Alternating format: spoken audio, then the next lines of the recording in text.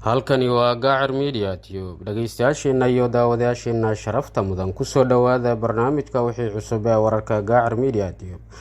Barnaamijka wixii cusub ee Gacar Media Tube waxaan idinkugu soo gudbinaa arrimaha siyaasadda, sayniska, teknolojiyadda, difaaca, dhaqaalaha iyo arrimaha kale oo badan. Haddaba waxaan idinkugu soo kordhinay barnaamijka wixii cusub ee wararka inaan idinkugu soo gudbino arrimaha ciyaaraha ama sportska ayaan ku soo darnay maadaama dadka nagu xiran ay u badan yihiin dhalinyaro. Waxaan go'aansanay in arrimaha ciyaaraha ama sportska aan hadda kadib idin soo gudbino. Maantana waxaan idin soo gudbin doonaa taariikhda koobka adduunka iyo wadamadii lagu qabtay iyo wadamadii guusha koobka adduunka hantay tan iyo bilowgiisii. Haddaba dhageystayaasheena iyo daawadayaasheena sharafta mudan intaanan u guda galin warbixintaas oo dhammaystiran, fadlan muuqaalka markuu idin soo gaaro like saara si uu dad badan u gaaro. sidoo kale subscribe, like iyo follow inaad ahdaan ayaan idinka codsanayna page-ka iyo channelka Gacar Media Tube ee aan ku kala leenahay Facebook-ka iyo YouTube-ka. haddaba aan ku bilowno maasantiin. taariikhda koobka adduunka 1930 ay ahayd markii FIFA oo ah maamulaha kubadda cagta adduunka ay go'aamisay in ciyaaraha kubadda cagta heer caalami loo qabto, taasoo markii ugu horeysay FIFA ay ku qabatay ama ay go'aamisay dalka Uruguay inuu qabto koobka kubadda cagta 1930. isla markaasi koobka cagta adduunka waxaana mataqaanaa ka soo qayb galay wadamo badan oo kala duwan. haddaba 1930 koobka Uruguay lagu qabtay waxaa ku guuleystay isla Uruguay oo ahayd wadankii martigelisay. sidoo kale 1934 waxaa lagu qabtay koobka kubadda cagta adduunka ama waxaa martigelisay Italy waxaana ku guuleystay isla Italy ama Talyaaniga. 1938 koobka adduunka kubadda cagta waxaa martigelisay France ama Faransiiska waxaana ku guuleystay Italy ama Talyaaniga. haddaba inta u dhaxaysay 1938 ilaa iyo 1949 siyaasadda ka jirtay adduunka ee sababtay dagaalkii labaad ee adduunka dartii koobka adduunka muusan qabsoomin oo dagaalkii labaad ee adduunka ee jiray awgii ayuu qabsoomi waayay. waxaa mar kale dib loo bilaabay koobka kubadda cagta adduunka sanadkii 1950 waxaana martigelisay Brazil iyadoo ay wadanka ku guuleystay uu yahay Uruguay. sidoo kale 1954 waxaa martigeliyay koobka kubadda cagta adduunka Switzerland waxaana ku guuleystay West Germany. xilliga Germany laba ay u kala qaybsaneed dagaalka labaad adduunka dartii, bariga Germany iyo galbeedka Germany ayaa la dhihi jiray waxaana ku guuleystay koobka markaas galbeedka Germany ama West Germany.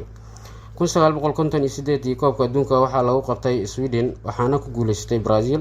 1962 waxaa martigeliyay dalka Chile waxaana ku guuleystay Brazil. 1966 waxaa martigelisay koobka kubadda cagta adduunka England ama Ingiriiska waxaana ku guuleystay isla England. 1970 koobka kubadda cagta adduunka waxaa lagu qabtay Mexico waxaana ku guuleysatay dalka Brazil. 1974 koobka kubadda adduunka waxaa martigelisay galbeedka Germany waxaana ku guuleystay isla galbeedka Germany ama West Germany. 1978 koobka kubadda cagta adduunka waxaa martigelisay dalka Argentina waxaana ku guuleystay isla Argentina.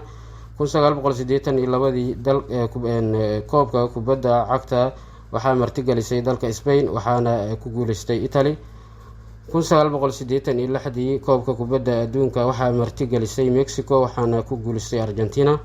1990 koobka kubadda cagta adduunka waxaa martigelisay Italy waxaana ku guuleystay galbeedka Germany.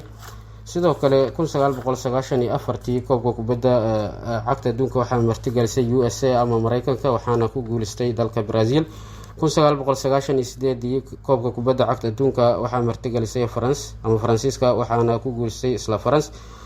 2002 koobka waxaa si wada jir ah u martigeliyay koobka kubadda adduunka dalalka South Korea ama Koonfurta Korea iyo Japan waxaana ku guuleystay Brazil. 2006 koobka kubadda cagta adduunka waxaa martigelisay Germany waxaana ku guuleystay Italy. 2010 waxaa martigelisay koobka kubadda cagta adduunka dalkii ugu horeeyay ee Afrika ee lagu qabto koobka adduunka isla markaasina noqday dalkii ugu horeeyay Afrika ee martigeliyay koobka adduunka waa Koonfur Afrika ama South Africa waxaana ku guuleystay Spain. 2014 waxaa martigelisay koobka adduunka Brazil waxaana ku guuleystay Germany. 2018 waxaa martigelisay Russia waxaana ku guuleystay France. haatan oo la maraya dabayaaqada sanadka ama sanadkan sii dhamaanay ee 2022 kana waxaa martigeliyay dalkii ugu horeeyay ee Carbeed Islaam ah oo ah dalka Qatar, kaasoo dhawaan ay ciyaaraha kubadda cagta adduunka koobka cagta adduunka uu ka bilowday. furitaanka ciyaarta koobka adduunka aad baa caalamka u soo jiitay ayadoo fariimo kala duwan halka laga jeediyay. ciddii ku guuleysan lahayd ama aad isleedahay adiga inay guuleysan doonto aad malaynaysid, fadlan commentiga fikirkaaga ku dhiiba koobka kubadda cagta adduunka ee sanadkan 2022 cidda aad isleedahay ama ra'yigaaga qaybta commentiga ah nooga dhib. dhageystayaasheena iyo daawadayaasheena sharafta mudan, intaa waxaa inooga eeg barnaamijka wixii cusub wararka gaar ahaan barnaamijka sportiska ciyaarahan idinkugu soo gudbinayna markii ugu horeysay.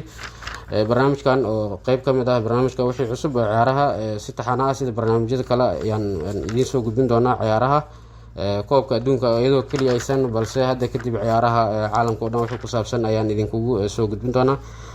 dhageystayaasheena iyo daawadayaasheena sharafta mudan, intaan ku kulmayno barnaamijkan kan xiga waxaan idinkaga tegaynaa nabadiino ama nooli kulante.